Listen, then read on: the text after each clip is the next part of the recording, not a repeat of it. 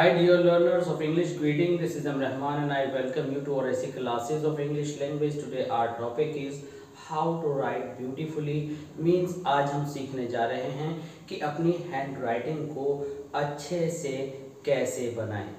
हमारी hand writing इतनी attractive हो कि अगर कोई भी पीस ऑफ राइटिंग को लिखा हुआ देखे तो अट्रैक्ट हुए बिना न रह सके। तो उसके लिए हमें क्या करना है। बहुत सारे स्टूडेंट्स डिज़ायरस होते हैं कि उनकी जो हैंड राइटिंग है वो ब्यूटीफुली कर्सिव हो, उसके जो कर्व्स हैं वो ब्यूटीफुली अट्रैक्टिव हों। अब सवाल यह है कि अच्छी हैंड राइटिंग होना प्लस स्पीड होना, क्योंकि स्पीड को लेकर भी स्टूडेंट्स के माइंड में कई सारे कन्फ्यूजन्स रहते हैं कि अगर हम अच्छा लिखते हैं तो स्पीड नहीं आती, और अगर स्पीड से लिखते हैं तो फिर हैंड राइटिंग में वो अट्रैक्शन नहीं आता जो प्रेजेंटेशन में हम देना चाहते हैं। तो आइए इन सारी बातों को मद्देनजर रखते हुए हम सीखेंगे कि कर्सिव राइटिंग कैसे लिखें। आपकी स्पीड भी आने वाली है और आप बहुत ही ब्यूटीफुल भी लिखने वाले हैं। इसके लिए आपको पेशेंस रखना होगा। A good practice makes a man perfect. Practice तो करना है लेकिन सही तरीके से। कुछ टेक्निकल बातें हम आपको बताने वाले हैं, आपको ये बात अच्छी तरह से याद रखनी है। देखिए, आज हम अपनी हैंड राइटिंग के अंदर सबसे पहले 4 लाइंस में ए, ई, सी, जी, क्यू और ओ को बनाना सीखेंगे, क्योंकि इनके जो कर्व्स हैं वो एक ही तरह से राइज एंड फॉल करते हैं। इसके बाद हम आपको बताएंगे कि 2 लाइंस की नोटबुक में आप कैसे लिखें, और फाइनली बिना किसी लाइन की नोटबुक में आप बिल्कुल स्ट्रेट लाइन कैसे लिखें, और आपके जो लेटर्स हैं उनका साइज एक्चुअल में स्टैंडर्ड साइज क्या हो। तो सबसे पहले बेसिक बात हमें ये जाननी है कि जब भी हम हैंड राइटिंग को शुरू करेंगे हमारे पास कोई एक सर्टेन एंगल होना चाहिए। जनरली जो स्टूडेंट्स लिखते हैं वो 90 डिग्री पर लिखते हैं। कुछ स्टूडेंट्स जो है लेस देन 90 लिखते हैं। 80 डिग्री बहुत अच्छा एंगल है कर्सिव राइटिंग के लिए, लेकिन कुछ जो है 60 तक चले जाते हैं। राइटिंग का 60 एंगल तक जाना वो झुकाव बिल्कुल मुनासिब नहीं है। आपको एक सर्टेन एंगल लेना है। मान लीजिए कि ये आपका 80 डिग्री है, तो आपको अब इसी एंगल पर सारे लेटर्स बनाने हैं। आपको इसी एंगल पर सारे लेटर्स बनाने हैं और आपके जो लेटर का साइज है वो एक जैसा रहना चाहिए। अगर आपने इस लेटर को इस साइज में लिया है तो अब जब आप ई को आगे तक लाएंगे तो ये आपका साइज यही होना चाहिए जितने आपके एक लेटर का था। ठीक है, अब यहाँ पर पहली बात हमने सीखी कि एंगल एक होना चाहिए। दूसरे जो उसका साइज है आपके लेटर का वो बिल्कुल एक जैसा होना चाहिए। और जब आप एक वर्ड पूरा लिख लें तो हर वर्ड के बीच में जो स्पेस रहेगा वो एक स्मॉल ओ के बराबर रहेगा। अब सबसे पहले हमें वर्ड लिखना होगा, तभी तो हम स्पेस यूज करेंगे। तो आइए सबसे पहले हम सीखते हैं स्मॉल ए।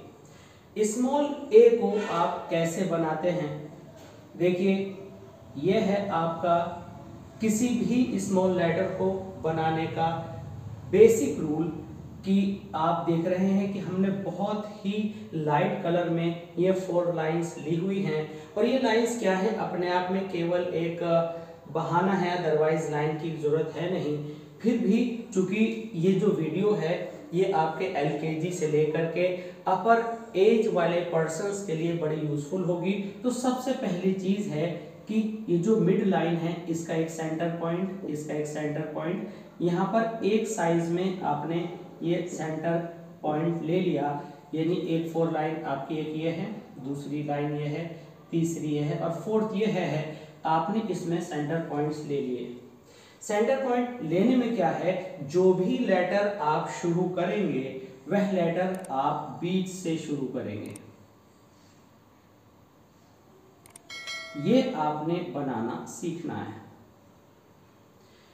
यहां तक आप लाएंगे, पहला स्टेप।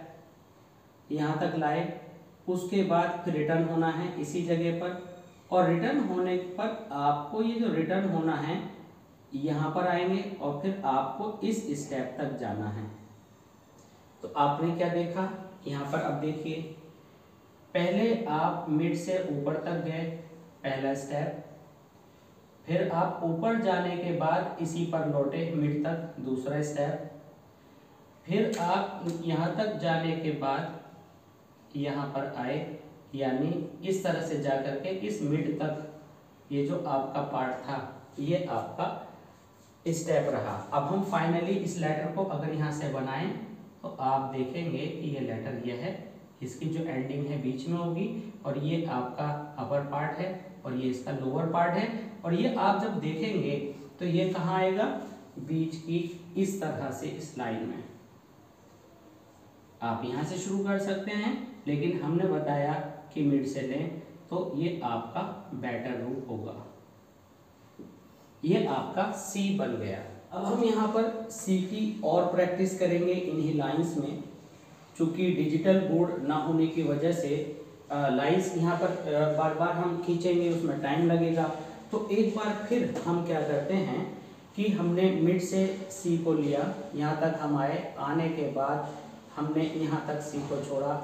अब हमें यही प्रैक्टिस बैठ कर के किसी रफ कॉपी में, और बेहतर होगा कि रफ पेज पर आप प्रैक्टिस ना करें, और अगर आप अपनी पेंसिल को शार्पन कर रहे हैं तो एक जैसी सिचुएशन में एक जैसे जो उसकी बारीकी है को यूज़ करके चलाएं, उसको मोटा ना होने दें। या एक साथ कई पेंसिलें अपने पास आप शार्पनर में शार्प करके रख लें, ताकि वन आफ्टर अनदर आप यूज़ करते रहें।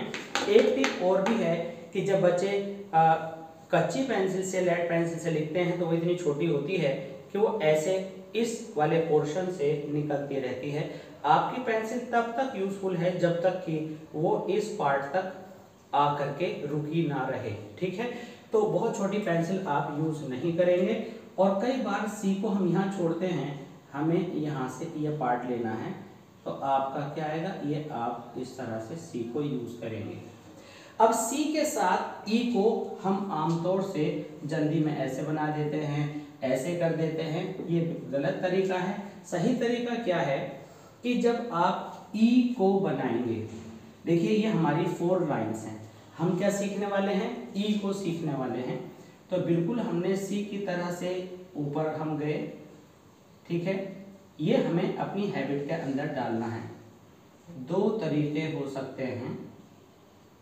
आपने क्या किया कि जब आप ई बना रहे थे तो आपने सबसे पहले ई को बनाने में मिड से लेना शुरू किया, उसके बाद आपने हल्का सा ये पार्ट लिया, ठीक है। इसके बाद आपने फिर दोबारा से ट्राई किया और ये आपने ई बनाया, ये पार्ट, ठीक है। इसके बाद हल्का सा आप घुमा करके लेकर जाएंगे और आपका ये पार्ट। अब आप देख रहे हैं यहाँ पर ये जगह बच गई, ये बचनी नहीं चाहिए,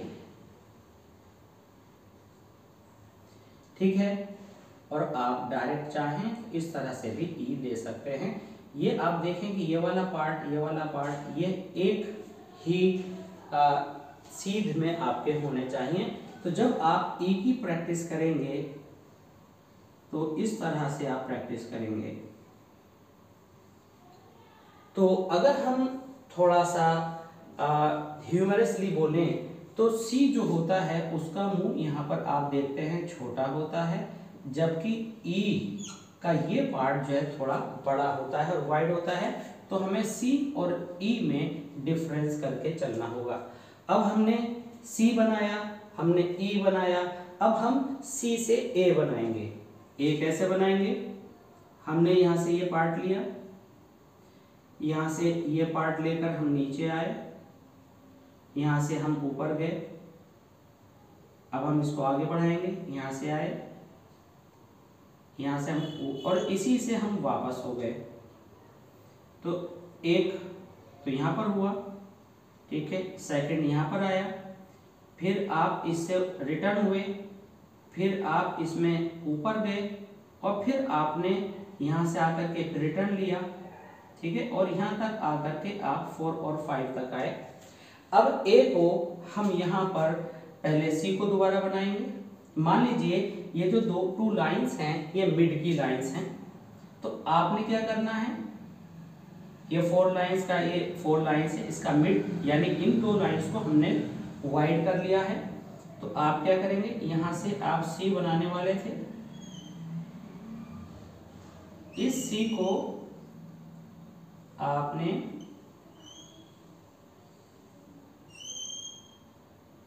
ये लेना है ए। तो पहले आप यहां तक गए, यहां से फिर आपने रिटर्न लिया, फिर आप यहां तक आए, आप ऊपर तक गए, उसके बाद आप वापस आए और यहां आते हुए आपने ये लिया। तो आपको अपना सी को ए का शेप देना है।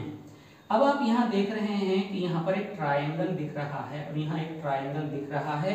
ये ट्रायंगल दिखना बहुत ज़्यादा ज़रूरी है। कई बार स्टूडेंट्स ऐसा ए बना देते हैं, तो ये जो है आपका कर्सिव नहीं है, ये प्रिंटिंग लेटर्स में है, तो इसका जो बी होगा वो इस तरह से होगा, इसका सी इस तरह से होगा। तो हमें ये नहीं सीखना है, ठीक, अभी हमें सीखना है कर्सिव। तो लेटर्स बहुत तरह के होते हैं, तो यहाँ पर हमने ए सीखा। ए के बाद जब हमने ए सीखा, अब हम जी बनाएंगे। तो हमने क्या किया, ए बनाया। अब हमें यहाँ से रिटर्न आगे की तरफ कर्व नहीं लेना, बल्कि स्ट्रेट लाना है। और ये जो मिड पॉइंट है इस लाइन का, यहाँ से आगे निकाल देना है। और क्या बात कही थी, ये जो मिड पॉइंट है आपका, इससे हमें टच करना है। यानी हमने जी बनाया, तो जी बनाने के लिए आपने सी बनाना था। इसको आपको अगर आप आगे ले जाएंगे तो ए हो जाएगा, इसको छूते हुए यहाँ से। यहाँ पर आप जो है ये ट्रायंगल देख रहे हैं, तो ये जो ट्रायंगल है ये बहुत इंपॉर्टेंट बात है। यहाँ पर ये ट्रायंगल की जो वाइटनेस है ये आपकी दिखनी चाहिए। इसी तरह से यहाँ पर जो आपको जी के अंदर यहाँ पर जो वाइटनेस दिखेगी, ये जो ट्रायंगल है इस लाइन के आने के बाद, ये वाइटनेस आपकी दिखनी चाहिए। कैसे, इस जी को अभी हम इन 2 लाइंस को मान करके यहाँ पर बना लेते हैं। या चलिए यहाँ पर हमारे पास स्पेस है और हम इसको कलर बदल कर बना रहे हैं ताकि आपको देखने में कंफ्यूजन ना हो। ये आप लाए, तो आपने देखा, इसको हम दूसरे कलर से दिखा दें। एक ट्रायंगल तो आपका ये आया, एक ट्रायंगल आपका ये आया। आप क्या करते हैं, जब कभी जी आप राइट करते हैं तो आपकी सबसे बड़ी मिस्टेक ये होती है कि आपके जी के अंदर कहीं भी कोई कर्व, कोई गैप, कोई स्पेस नहीं आता है। तो आप यहाँ भी स्पेस छोड़ेंगे और यहाँ भी स्पेस छोड़ेंगे, ठीक है। इसी तरह से अब हम सीखने वाले हैं क्यू। तो जी में हम आगे से कर्व लेते थे, क्यू में स्ट्रेट बैक लेंगे। और हम किस तरह से करेंगे, यहाँ पर हम अभी समझते हैं। हमने जो है अब इस रॉन्ग जी को यहाँ से रिमूव किया और हम क्या करेंगे कि हमने फिर वही ए बनाना है, लेकिन हमें नीचे आना है सीधे और वापस यहाँ तक जाना है, यानी इसके हाफ तक। अब हम यहाँ पर आते हैं, मान लीजिए इसका जो नीचे का पार्ट है वो ये है। तो हम जब जी बनाएंगे तो कहाँ जाएंगे, हमें सी बनाना था। सी से हमने यहाँ से लिया, ये जी बनाया, तो यहाँ पर हमें ये पार्ट मिल गया। यहाँ पर हमें ये जो ट्रायंगल है ये मिल गया। अब हमें क्या करना है, हमें क्यू बनाना है। तो मान लीजिए कि हमारी एक लाइन ये है, ठीक है। हमने इसको यहाँ पर काफ़ी वाइड लाइंस ली हैं, तो हम ए बनाने वाले फिगर पर काम करेंगे, सीधा लाएंगे और सीधा ला करके यहाँ तक जो इस लाइन का मिड है, इट मीन्स जो मिड की आपकी स्पेस है के सेंटर पॉइंट से ही बिगिन करना है और सेंटर पॉइंट पर ही छोड़ना है। अब हमें क्या करना है, हम यहाँ पर आपको कई सारे लेटर्स अब एक साथ बना करके दिखाएंगे, जिससे आपको लगे कि नहीं हाँ हम स्पीड में भी लिख सकते हैं तो आप क्या करेंगे, देखिए ए, इसी से आपका जी, इसी से आपका क्यू, इसी से आपका सी, इसी से आपका ओ। अब आप देखेंगे कि अगर इसका मिड पॉइंट देखें, इसका कटिंग पॉइंट देखें, तो ये सारे एक जगह पर आ रहे हैं। तो ये आपको करना सीखना है and it will be done only by and bye practice. अब आता है हमारा रिमेनिंग लेटर ओ। तो ओ को हम कैसे बनाना सीखेंगे। हमने यहाँ पर सी बनाया था, अब इस सी को हम जो बना रहे थे इसी तरह से हमें वापस आना है और यहाँ से जाकर के इसको इस तरह वापस लेना है। मतलब आप इसको यहाँ भी ले सकते हैं और बेहतर है कि इसको बीच में लें। तो आप क्या करने वाले हैं, ये आपने सी वाली शेप ली, लेकिन इसमें यहाँ से आपको ये करना है। मतलब क्या हुआ, अब आपको ओ बनाना है, तो ओ के अंदर आपको ये और ये मिड में ले जाकर के छोड़ना है। स्टूडेंट्स क्या जनरली कमी करते हैं कि जब वो ए बनाते हैं तो यहाँ से शुरू करते हैं और उनका ए का शेप इस तरह से आता है। अगर मिड टू लाइंस के अंदर वो मिड पॉइंट से शुरू करते ए को बनाना तो बहुत आसान होता। कहाँ से, ये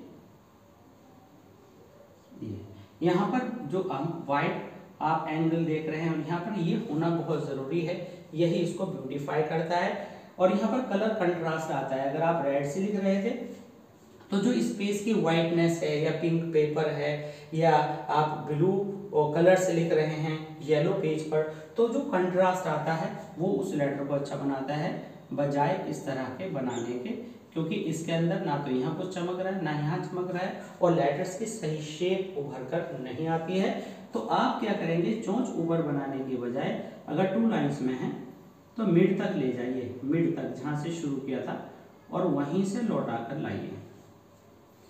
आपको सी यहाँ से नहीं बनाना, यहाँ से नहीं बनाना, आपको यहाँ से बनाना है, यानी मिड पॉइंट से मिड पॉइंट तक। तो यहाँ सी में कितने मिड पॉइंट आ गए, 1 2 एंड 3। अब हम यहाँ पर प्रैक्टिस करेंगे इसको रिमूव करने के बाद कि हम इनको फ्लो में कैसे बनाएं।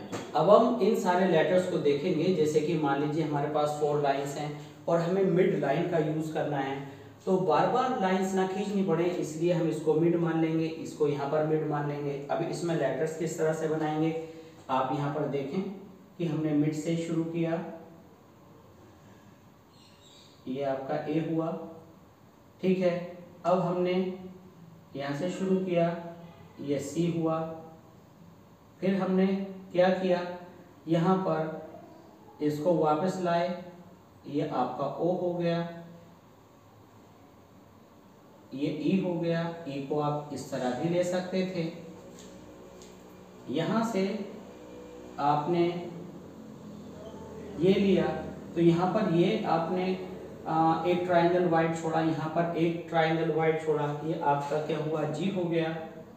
अब यहीं से आप ए वाली कर्व को लेकर फिर चले और यहाँ तक आ गए तो ये आपका क्यू हो गया, ठीक है। तो अब हमारा क्या हुआ, ए ई सी जी क्यू, कितने लेटर्स हैं, 6 लेटर्स हैं हमारे, 1 2 3 4 5 6। अब इसकी प्रैक्टिस कैसे करें, आपको अपने हाथ को सेट करना होगा इस तरह से, ये आपको स्पीड देगा, यानी एक ही लेटर को आप कई बार बनाएं। बिगिनिंग में आप कहां पर कर्व लाइट और कहां पर डार्क होगा इस बात पर गौर नहीं करेंगे, और जब आपको ये आ जाएगा फिर आप यहां से ये लाएंगे।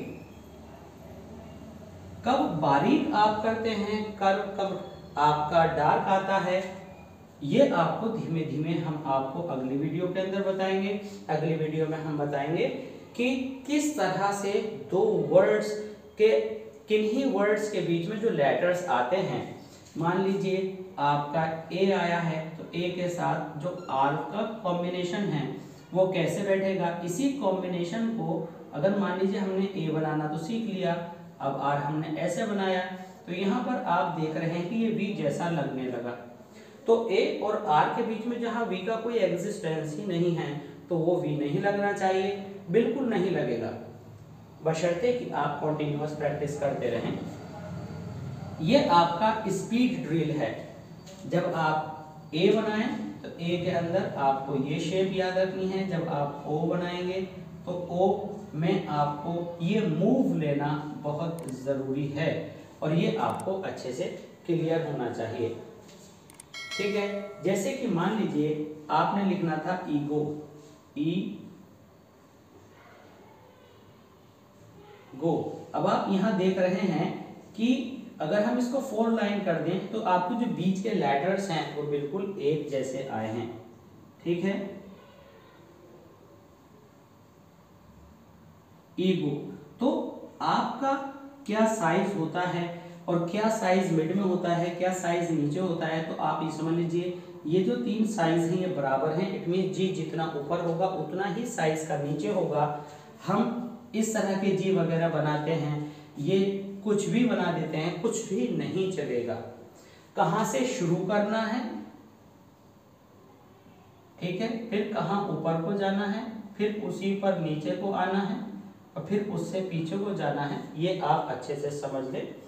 अब हम यहाँ कुछ लेटर्स, इन लेटर्स को यूज करके कुछ वर्ड्स बनाएंगे और इन वर्ड्स को आप देखेंगे कि कितनी एक्यूरेसी के साथ बिना 4 लाइन के आपको लगेगा कि 4 लाइन वाले पैटर्न पर हैं। सपोज कीजिए आपको लिखना है गियर, तो आपने जी बनाना तो सीख लिया, ई यहाँ तक आ गया, इसी से आपने ए बनाना सीखा, आर आगे बनाना सीखेंगे तो आप देखेंगे कि आपकी 4 लाइन अपने आप से तैयार है। तो प्रैक्टिस कीजिए और हमें ये बताइए कि आपके किस लेटर के साथ कौन सा लेटर जोड़ना बहुत मुश्किल होता है और वो शेप नहीं आती है। और 2 लाइन की कॉपी में या नोटबुक में हम कैसे लिखेंगे, कैसे उनको कनेक्ट करेंगे, पेन किस तरह का होना चाहिए और किस तरह से हम लेड पेंसिल को यूज करेंगे, इन सारी टेक्निकलिटीज को जानने के लिए आप बने रहिए हमारे इस चैनल पर और बाय एंड बाय सीख जाइए कर्सिव हैंडराइटिंग को, जिसमें कैपिटल लेटर्स भी आप सीखेंगे।